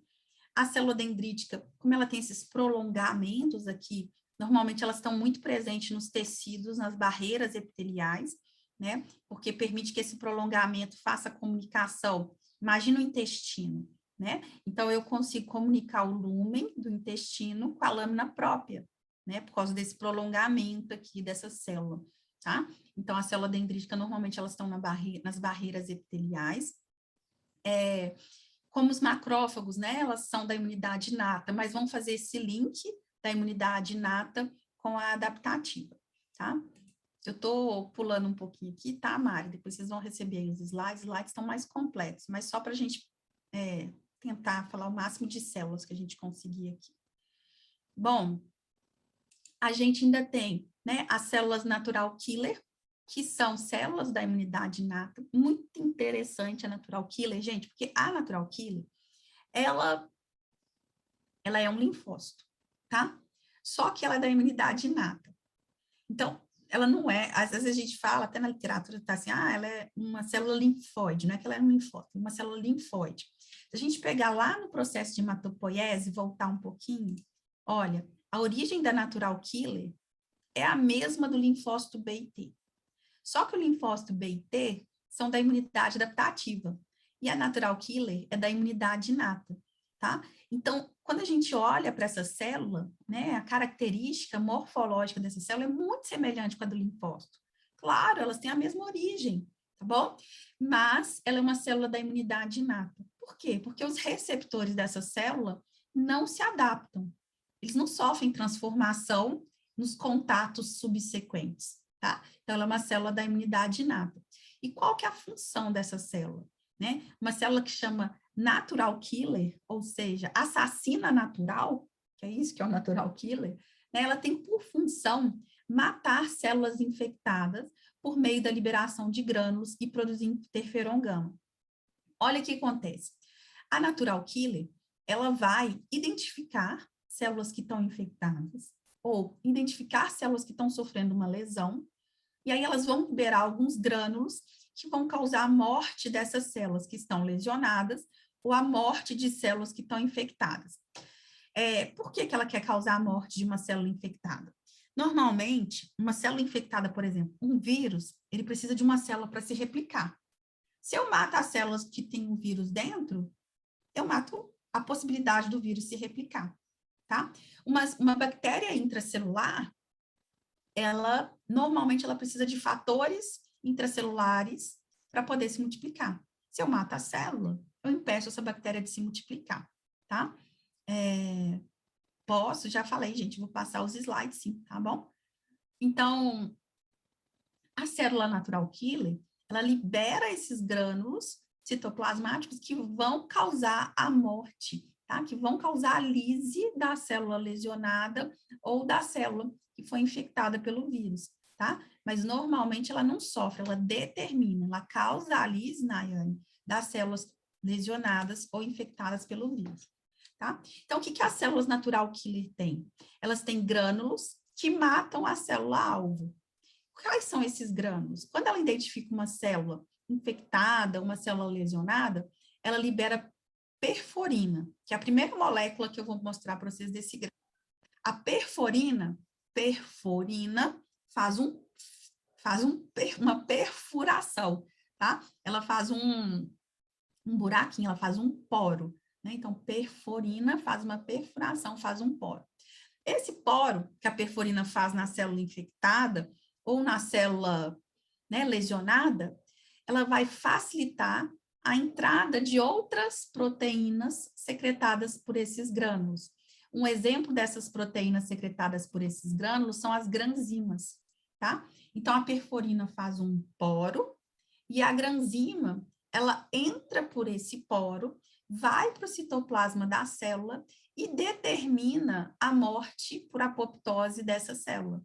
Ela desencadeia a cascata de apoptose da célula, tá? Então, a natural killer, ela não sabe, né? Ela não consegue reconhecer de maneira específica qual agente que está infectando a célula ou qual o motivo do dano celular daquela célula, tá? Mas ela entendendo, ela identificando uma célula lesionada ou ela identificando uma célula infectada, ela vai liberar essas substâncias, perforina e granzima principalmente, que vão formar poro e iniciar o processo de apoptose da célula infectada ou lesionada, tá?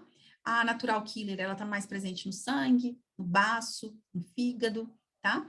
E aí, né, ela vai ajudar no combate, tá? Toda vez que a natural killer é estimulada, ela também libera uma citocina, tá? E essa citocina como todas as outras, né, no caso aqui o interferon gama, ela vai recrutar mais células do sistema imune, e isso vai ajudar no combate à presença do micro-organismo.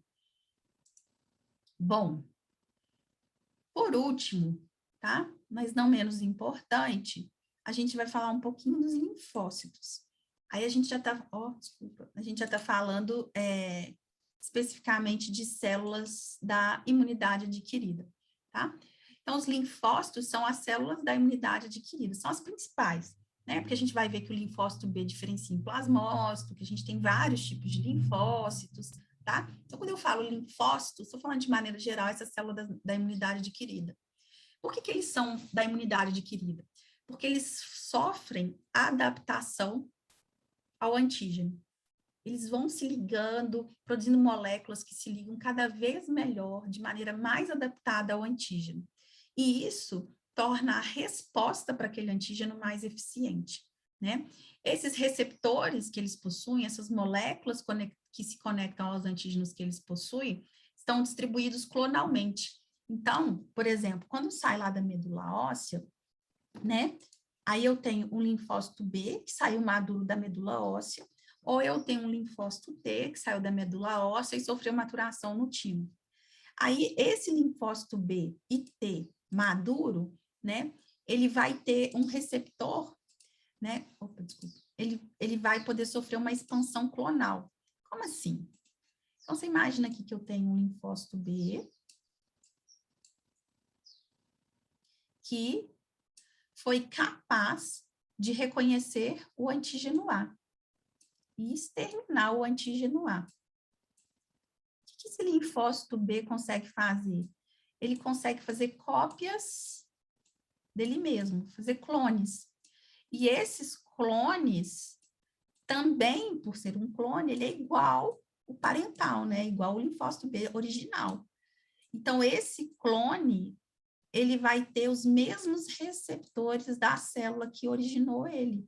Ou seja, ele também vai ser capaz de destruir o antígeno A. Por quê? O receptor de antígeno é distribuído para os clones, é distribuído clonalmente, tá? Então, isso faz, né, com que esse linfócito, ele consiga escolher, né? Você imagina que eu posso ter um outro linfócito B na circulação que não é capaz de reconhecer o antígeno A. Então, ele não deixa clone. E aí, na hora que o linfócito capaz deixa clone, gera mais cópias dele mesmo, o corpo se torna mais capaz de combater aquele antígeno, tá?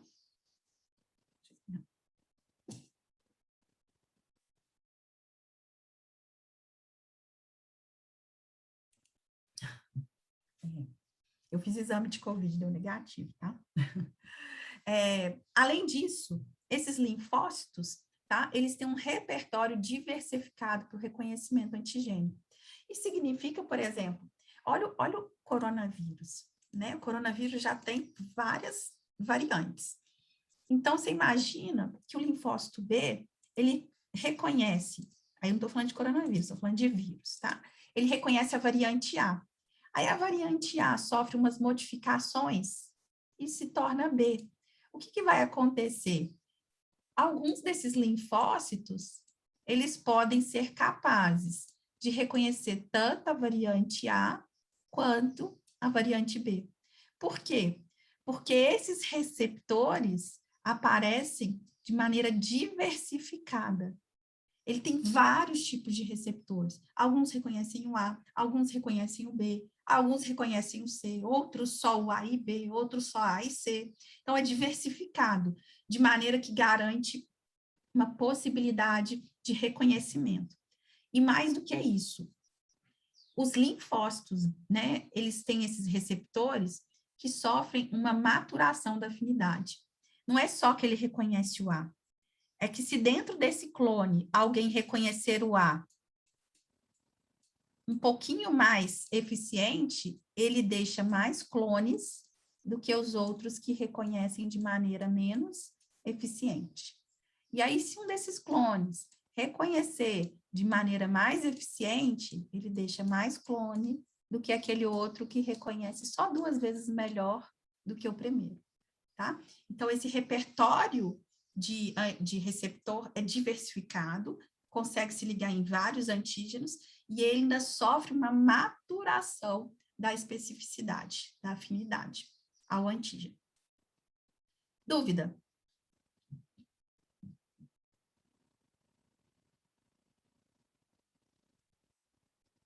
Tranquilo? Bom, então os linfócitos, né, a origem linfóide da formação da célula do linfócito T e do linfócito B, tá? O linfócito T, ele é dividido em duas subpopulações principais, linfócito T auxiliar e linfócito T citotóxico. O linfócito B, ele sofre uma diferenciação quando ele é estimulado, e aí ele se torna um plasmócito. O plasmócito é o linfócito B que se diferenciou para se especializar na produção de anticorpos, tá? E aí a gente tem a célula NK, que a gente já falou um pouquinho, que é da imunidade inata. Falando dos tipos de linfócito e das suas funções, a gente tem o linfócito T auxiliar, né? Que a gente chama também de linfócito TCD4+, tá?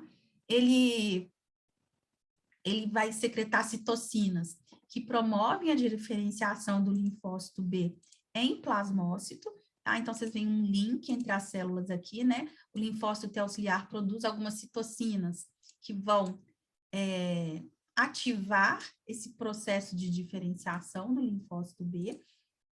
Ele vai ativar também, vai produzir moléculas que vão tornar o macrófago mais capaz de eliminar micro-organismos. Então, aí vocês estão vendo que uma célula da imunidade adaptativa também vai agir sobre uma célula da imunidade inata, né, tornando essa célula mais capaz, mais eficiente na morte de micro-organismos. A gente ainda tem, né, esse linfócito T auxiliar, que reconhece antígenos apresentados via MHC de classe 2. Aí a gente vai abordar o MHC de classe 2 em outra oportunidade, tá bom? A gente tem o linfócito TCD8, citotóxico. É muito interessante que o linfócito TCD8, ele tem uma semelhança de atuação com a célula NK. Como assim? O linfócito T auxiliar, ele vai ativar macrófago, ele vai promover diferenciação de linfócito B, ele vai ajudar outras células, tá? O linfócito T citotóxico, ele destrói uma célula infectada. Muito parecida com a NK, lembra? A gente falou, a NK, ela reconhece uma célula infectada, uma célula lesionada e destrói. Só que o linfócito T citotóxico, ele reconhece de maneira específica essa célula, tá? Através da molécula de MHC de classe 1. Então, ele tem uma função de destruir uma célula infectada, o que é parecido com a NK, mas a maneira como ele faz essa destruição, como ele reconhece essa célula infectada, é que diferencia o linfócito citotóxico da NK. Porque ele reconhece uma célula infectada através de uma molécula. E isso permite uma especificidade desse reconhecimento. Por fim, a gente tem o linfócito B, né, que vai ser responsável pela produção de anticorpos, ele que tem um receptor de anticorpo, e ele também é uma célula apresentadora de antígeno, né? A gente mostrou aqui duas células apresentadoras de antígeno. A gente mostrou o macrófago, a gente mostrou a célula dendrítica, e aí eu estou mostrando uma terceira célula para vocês, que é o linfócito B, né? O T auxiliar, ele reconhece o antígeno ligado em MHC de classe 2.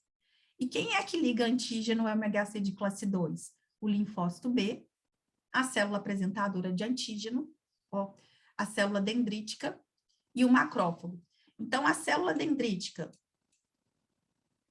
o macrófago e o linfócito B,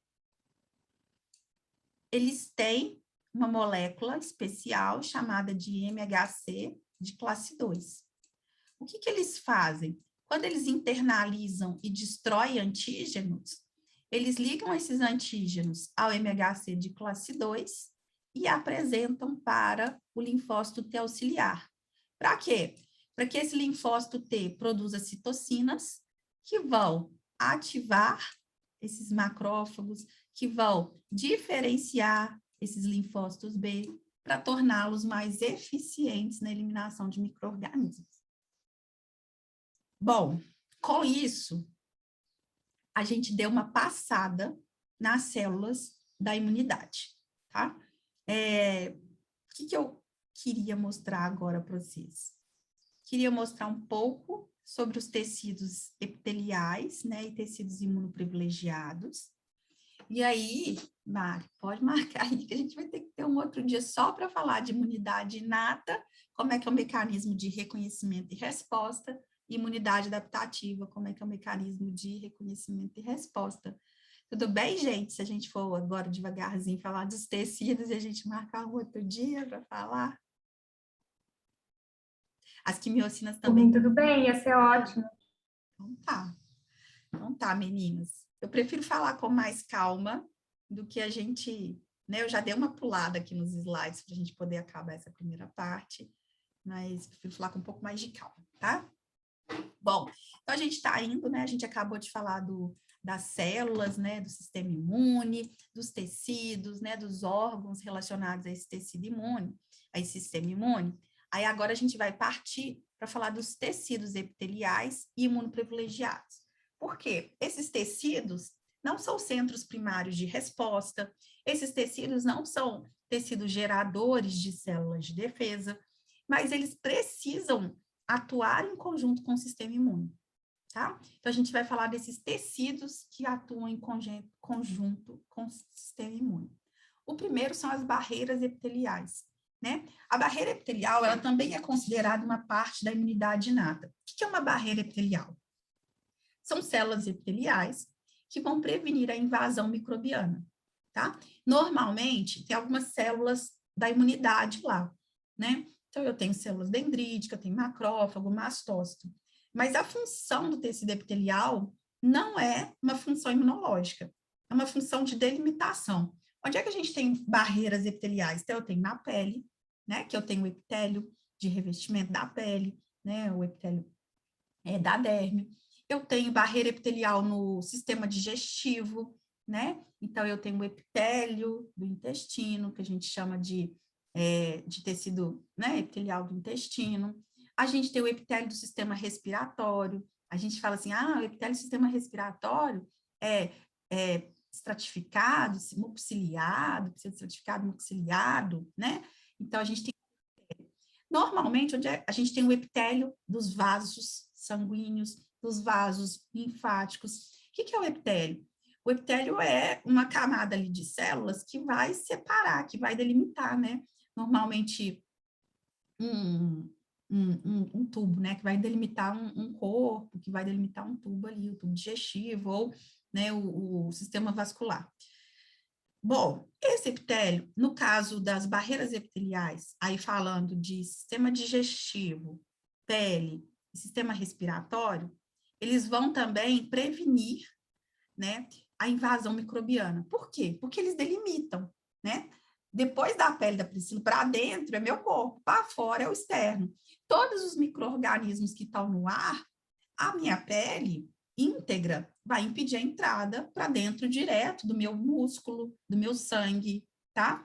A mesma coisa acontece com o epitélio digestivo, né? A gente come, o alimento é rico em micro-organismos, e aí o epitélio impede que aqueles micro-organismos entrem diretamente em contato com o meu corpo. A mesma coisa o respiratório, né? Esse epitélio vai, então, ser uma barreira mecânica mesmo, física, tá? Ele impede, na maioria das vezes, né? Mas alguns micro-organismos conseguem transpor a barreira epitelial. Conseguem transpor de maneira ativa, um exemplo, leptospira. A bactéria da leptospirose, né? Ela é uma bactéria espiralada, parece um saca-rolho, assim, enroladinho.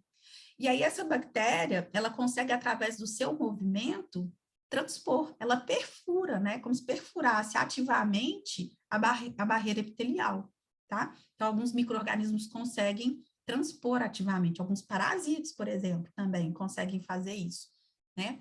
Outros, para entrar, eles vão precisar de uma porta de entrada. Então, por exemplo, o vírus da anemia infecciosa equina, ele não consegue transpor a barreira epitelial. Mas se o mosquito picar o cavalo, a probóscide vai, né? Quando o mosquito for picar o cavalo, o que vai acontecer? A probóscide desse mosquito vai perfurar a barreira epitelial, né? Aqui, então, fica como se fosse a probóscide, ó. Quando ele perfura, se na saliva desse mosquito tiver o vírus da anemia infecciosa equina, o que ele faz? Ele introduz. Por quê? Ele fez uma transmissão do vírus, porque eu tive uma quebra da integridade através da mordida, tá? Outra coisa também, quando a gente tem uma quebra de solução de continuidade, ou seja, quando eu tenho uma lesão nessa barreira epitelial, né, o animal pulou a cerca, tem um corte. Então, eu quebrei a barreira epitelial, tem uma solução de continuidade. Também pode ser uma fonte de entrada de micro-organismos, né? Aquele exemplo que eu dei para vocês da vacina com a seringa suja, é isso, olha, o que eu fiz? Peguei a seringa suja para aplicar um medicamento. O que eu fiz? A seringa suja está cheia de micro-organismos e eu estou transpondo essa seringa suja pela barreira epitelial e injetando os micro-organismos diretamente, né, no tecido subcutâneo. Então, eu estou quebrando uma barreira mecânica que estava íntegra, tá? Então, esse é o que a gente fala de prevenir a invasão. Não é... A gente até tem, tá, pessoal, a queratina, tem algumas defensinas nesse tecido que vão eliminar, né, micro-organismos. Mas a principal função dessa barreira epitelial é uma barreira física, né? As células dos epitélios, elas são justapostas. Vocês lembram lá que a gente fala assim, as células têm uma junção ocludente. Vou contar para vocês. Eu ficava indignada, falei, gente, eu tenho que saber esse negócio de junção ocludente quando eu fiz, né? Quando eu aprendi essa matéria. Falei, ai, que trem inútil. Aí depois que a gente vai ver na imunologia, entendi, né? A junção ocludente é o que faz essa barreira física, né? Que torna a célula justaposta, tá? Inclusive, por exemplo, alguns micro-organismos, o que eles fazem com a célula? Quando eles invadem, eles não fazem a destruição da célula. Eles entram dentro da célula e alteram, né, a expressão da junção ocludente, diminui. Aí a célula que estava justaposta, ela tem um afrouxamento. Quando essa célula tem um afrouxamento, ele quebra a barreira epitelial, tá? Muito depois que eu fui entender para que eu precisava saber junção ocludente. Então, é isso, é para fazer essa barreira, né? Na barreira física, às vezes eu tenho queratina, como eu tenho na pele, né? Por isso que, por exemplo, assim, as pessoas que estão com esse tempo, igual a gente tá, pele seca, você quebra ali um pouco da barreira, porque você diminui a queratina, você diminui um pouco da gordura, né? Isso quebra a barreira, tá? Por isso que, por exemplo, a gente fala com os cães, eu não posso usar sabonete com pH do ser humano, que o mesmo sabonete do ser humano, porque o pH é diferente. Quando eu altero o pH da pele, eu altero essa barreira, tá? Quando eu tenho, o animal ingere uma coisa ácida, né? Aí ele pode ter uma infecção do esôfago. Por quê? Porque ele quebrou a barreira, né? Outra substância que ajuda nessa barreira física é o muco, tá? O muco faz uma camada, muco, né? Uma secreção. Então, ele forma uma camada entre o lúmen, que é a via respiratória, por exemplo, entre o lúmen, onde o micro-organismo está, e o epitélio. Então, o micro-organismo, para ultrapassar essa barreira, ele tem que passar pelo muco e pelo epitélio, tá? Além disso, nas barreiras epiteliais, a gente tem algumas barreiras químicas, que são as substâncias antimicrobianas, ou seja, que vão, né, exterminar ali os micro-organismos produzidas pelas células epiteliais, como defensinas e catelicidinas, tá? A presença dessas substâncias leva uma toxicidade, ou seja, né, é tóxica para os micro-organismos, e elas também são capazes de ativar e de recrutar a célula de defesa. De novo, a barreira química ela é importante, mas a barreira física, né, se eu comparar a química com a física, não sei se eu posso fazer essa comparação, mas eu tendo a dizer para vocês que a física, ela age em muito maior parte do tempo do que a química, tá? Nem sempre eu vou precisar, né, chegar numa barreira química. Bom, a gente ainda tem também os tecidos conjuntivos, né? Então, o tecido conjuntivo, que normalmente está abaixo dessa barreira epitelial, a gente tem células da imunidade inata, células adquiridas e células também linfóides. Olha que interessante, lá no intestino, vou mostrar aqui para vocês, ó. No intestino, a gente tem as placas de Peyer, né? E aí, outra coisa também, falo, gente, por que tem que saber esse negócio de placa de Payer? Tem umas coisas que a gente demora a entender na faculdade, né? A placa de Payer, a gente fala que é um tecido linfóide associado à mucosa, tá? E às vezes a gente tem isso no tecido conjuntivo. É uma região, é como se fosse um linfonodo, mas não é um linfonodo porque não tem cápsula. Mas é uma região onde eu tenho muita célula de defesa, inclusive linfócito T, eu tenho folículos, né, onde eu tenho linfócitos T, linfócito B.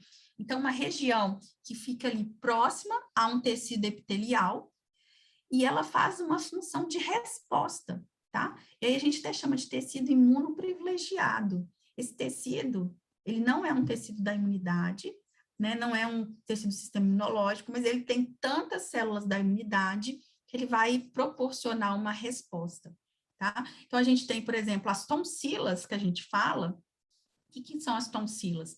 É um tecido imunoprivilegiado no sistema respiratório, né? Então, uma região do tecido do sistema respiratório, onde eu tenho células de defesa em abundância para reconhecer e responder a potenciais invasores, tá? Então, a gente vai ter células da imunidade inata, células da imunidade adquirida, né? E aí, a gente ainda tem nesses tecidos, assim, ó, os linfonodos drenantes, né? Então, no intestino, eu tenho o linfonodo mesentérico, a cadeia de linfonodos mesentéricos, que são 15, 16, aí, dependendo da espécie. E no sistema respiratório, né, eu tenho os linfonodos mediastinais, né, que vão drenar ali o sistema respiratório, tá?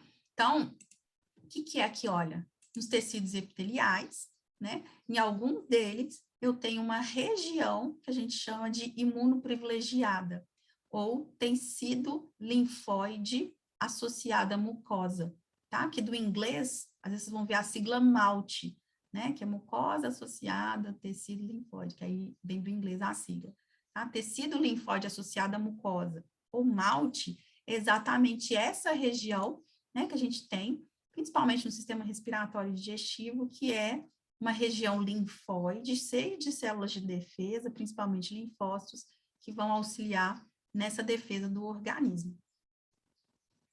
Alguma dúvida? Estou aqui pensando, a gente devia ter feito uns exercíciozinhos, né, para vocês poderem fixar. Então, a gente pensa nisso, tá bom? Bom, aí para a gente, né, então aqui a gente tem, por exemplo, né, a barreira epitelial, que não tem um tecido linfóide associado, mas que tem aqui no seu tecido conjuntivo muitas células do sistema imune, tá? Que vão fazer essa defesa. E eu tenho aqui, né, o trato gastrointestinal e o trato respiratório, que tem essa barreira epitelial, mas que também é um tecido imunoprivilegiado, né? Porque conta com regiões de folículos linfóides, tá? Com células de defesa da imunidade adquirida, uma região de concentração dessas células, né? Que ajudam na resposta aos micro-organismos. Resumindo essa história inteira, a gente falou aqui, né, de células da imunidade inata, células da imunidade adquirida. O que é esse negócio, então, de imunidade inata e imunidade adquirida? Imunidade inata, também é chamada de imunidade natural, imunidade nativa, é a defesa inicial, tá? São aquelas células especializadas que estão prontas para combater ao antígeno, né? Elas têm os receptores já pré-existentes capazes de reconhecer esses antígenos e de, a partir do reconhecimento, gerar uma sequência de eventos que vão promover a proteção do organismo. As células da imunidade adquirida, ou imunidade adaptativa, elas também têm esses receptores. Só que os receptores, eles são específicos. Eles vão reconhecer de maneira específica. Então, uma célula da imunidade inata, ela reconhece, por exemplo, bactérias, porque bactéria tem uma substância, por exemplo, que a gente chama de peptídeo glicano. Mas peptídeo glicano, eu tenho bactéria gram-positiva e bactéria, vou compartilhar, tá, Ju? E bactéria gram-negativa, tá? Então, a célula da imunidade inata reconhece peptídeo glicano, mas ela não é capaz de reconhecer só gram-positiva ou só gram-negativa, ela reconhece de maneira inespecífica. E a célula da imunidade adaptativa? Ela vai reconhecer de maneira específica a bactéria gram-positiva. Ou ela vai reconhecer de maneira específica, bem individualizada, a bactéria gram-positiva B, tá? A célula da imunidade inata reconhece bactéria. A célula da imunidade adquirida reconhece a bactéria A ou a bactéria B. E esse processo de reconhecer de maneira direcionada, a gente chama de reconhecimento específico, tá? Aí, muito cuidado.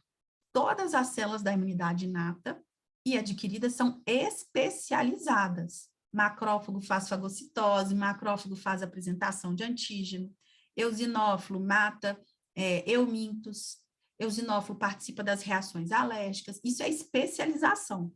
Agora, especificidade só tem as células da imunidade adquirida ou adaptativa, tá? E outra coisa que essas células da imunidade adquirida ou adaptativa têm é memória. Não basta para ela só reconhecer a bactéria A. Ela tem uma célula que vive muito tempo no meu corpo para reconhecer a bactéria A, tá? Então, a gente fala que as células da imunidade adquirida, elas têm memória, e essas células de memória, elas duram mais ou menos 10 anos no nosso corpo. Eu não sei se vocês lembram, mas a gente falou aqui, e até de propósito, né, que, por exemplo, um neutrófilo tem 6 horas de vida.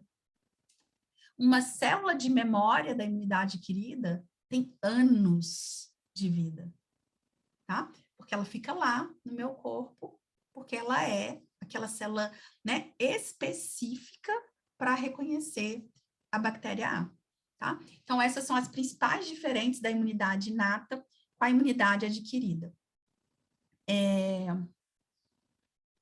Meninas, são agora, deixa eu ver aqui, são 10h40. Não sei o que vocês preferem, porque, né, a gente pode dar uma interrompida aqui, aí a gente dá um intervalo de 15 dias e marca, a gente já marca uma semana que vem, e eu já aprofundo na imunidade inata e adquirida, ou a gente continua aqui. Eu até tinha falado um pouco para falar da imunidade adquirida, mas eu acho que a gente pode falar uma única vez para não quebrar o raciocínio. O que vocês acham? Acho que a gente pode continuar um pouquinho e a gente marcar outro dia para ter uma parte 2, uma continuação. Ah, então tá bom. Então, vou continuar aqui, tá? Perfeito. Então, tá. Vamos aqui, ó. A gente tem, então, né? Quando a gente fala aqui que a imunidade natural tá pronta, como assim ela tá pronta? Porque a barreira epitelial já tá ali, pronta para fazer uma barreira física, a entrada de micro-organismos. Os fagócitos já têm essa função especializada, né? De ingerir os micro-organismos, de destruir, né? A gente tem as moléculas do complemento, que a gente vai falar um pouquinho depois, as células. Então, assim que o micro-organismo entra, essas células, elas já estão prontas, especializadas para combater a bactéria, para combater o vírus, porque elas sabem fazer um reconhecimento inespecífico desses patógenos. A resposta imune adquirida, ela está pronta para reconhecer, mas quando ela reconhece, os mecanismos que vão gerar uma imunidade, eles demoram alguns dias para acontecer. Tá? Por isso que a gente fala assim, normalmente, né, a resposta de anticorpos, a resposta da imunidade adquirida, e anticorpo é uma molécula da imunidade adquirida, ela vai demorar ali mais ou menos uns 15 dias para acontecer. Porque essa célula, depois que ela reconhece, ela vai fazer a expansão clonal da célula capaz de reconhecer. Aí essa célula que sofreu expansão clonal, ela vai produzir os efetores dessa imunidade adquirida, e isso leva um tempo para acontecer, tá? E também para aumentar a quantidade dessas células. Então, né, o tempo da imunidade adquirida, né, vai ser um pouco mais lento quando eu comparo com a imunidade inata. E aí, se vocês lembram lá daquele primeiro slide, a gente falou assim, olha, o sistema imune inato, ele está pronto para a resposta. E aí tem gente que pega essa parte do inglês e fala resposta rápida. A resposta adaptativa é a resposta lenta. Mas por que é rápida ou lenta, né? É porque uma vai combater de maneira inespecífica, mais rapidamente, e a outra, para montar o seu sistema de combate, ela vai depender de uma série de eventos que demoram um pouco mais para acontecer. tá? Então, foi por isso que a gente falou. Bom, basicamente, vou dar um overview aqui, tá? Sobre como é que a imunidade inata funciona. A imunidade inata, ela vai reconhecer os antígenos, tá? Através de receptores que são comuns a esses antígenos, que a gente chama de PAMPs, ou padrões moleculares associados aos patógenos, né? Então, ela vai reconhecer um vírus por causa da quantidade por causa das suas glicoproteínas, né, que tem uma composição diferente das proteínas celulares, ou por causa do material genético desse vírus, né, que tem normalmente uma composição de C e G diferente das células do hospedeiro, né? Ela vai reconhecer as bactérias através das suas proteínas ou constituintes de superfície, né? Então, aqui tem ácido araquidônico, né? Peptídeo glicano, lipoproteínas, ou material genético, também tem uma quantidade de G e C diferente, né? Ela vai reconhecer as gram-negativas, porque elas possuem flagelo, por exemplo, e esse flagelo, ele é composto por flagelina. Quando a gente fala do flagelo do espermatozoide, a composição, né, molecular do flagelo do espermatozoide é completamente diferente da composição molecular do flagelo bacteriano, tá? Ela vai reconhecer algumas substâncias que estão presentes na parede do fungo, mas que estão ausentes no hospedeiro. Por exemplo, a gente não tem beta-glicano nas nossas células.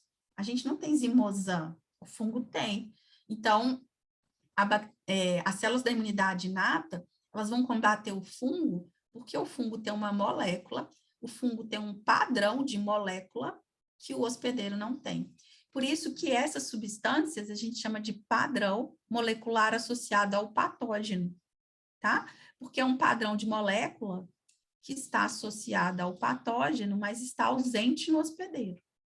E aí, a célula da imunidade inata, ela diferencia o que é do hospedeiro, o que é próprio dele, do que é do patógeno, ou seja, não próprio do hospedeiro. Mas ela não diferencia os diferentes tipos de peptídeo glicano na bactéria gram-negativa. Ela não diferencia o peptídeo glicano da gram-positiva e da gram-negativa. Ela sabe que peptídeo glicano é não próprio, não tem no organismo. Mas ela não sabe exatamente se essa gram-negativa é a bactéria A ou a bactéria B, por exemplo. Tá? Então, ela reconhece esses padrões. E aí, por isso que a gente fala, né, que a imunidade inata, ela não tem especificidade. Porque ela não vai reconhecer moléculas que só existem naquele patógeno.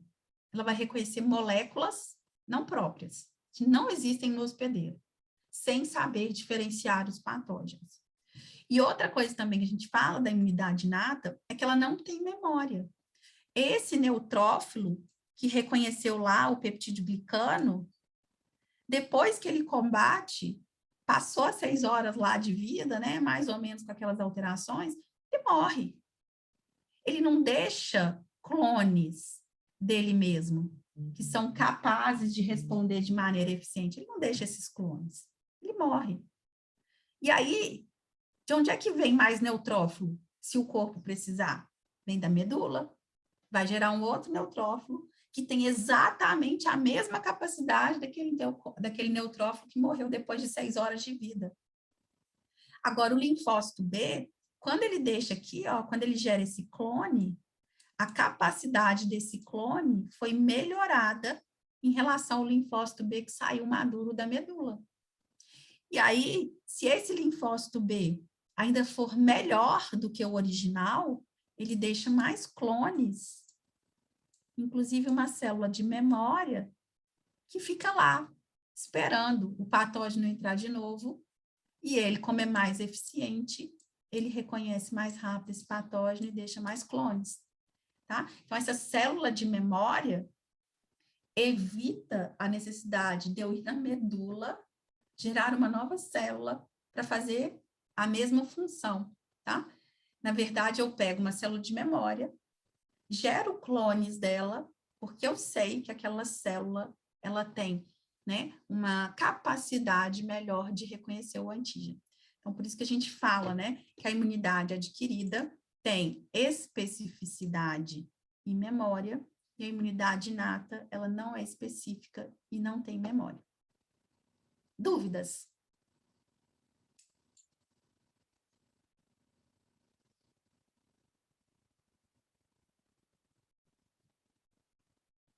Não? Mari? Oi, eu agradeço desde já uma aula que, nossa, eu adoro imunologia. Apanho, mas é aquilo, né? A gente gosta daquilo que é difícil, desafio. É muito bom. Que Obrigada bom. pela aula. Que bom, gente. Eu vou mandar aí os slides para você, tá, Mari? Eu não vou prometer Ok. agora, não, que eu vou buscar minha filhinha lá na casa da minha mãe, que eu deixei para eu dar essa palestra para vocês. Mas aí eu mando até o final do dia para a Mari aí esses slides, ela compartilha com vocês. E aí a gente já fica aqui de antemão combinada com outro horário, para a gente finalizar, falar bem mais profundamente sobre imunidade inata e imunidade querida, viu? Posso indicar também depois para vocês um material de estudo, passo para a Mari, na minha biblioteca tem ótimos livros, tá? E muito obrigada, Geisa, aí, pelo feedback da aula, viu, gente? Ai, a gente que agradece você, foi perfeito. Bom, obrigada, viu, gente? Bom final de semana para vocês. Bom final de semana, gente.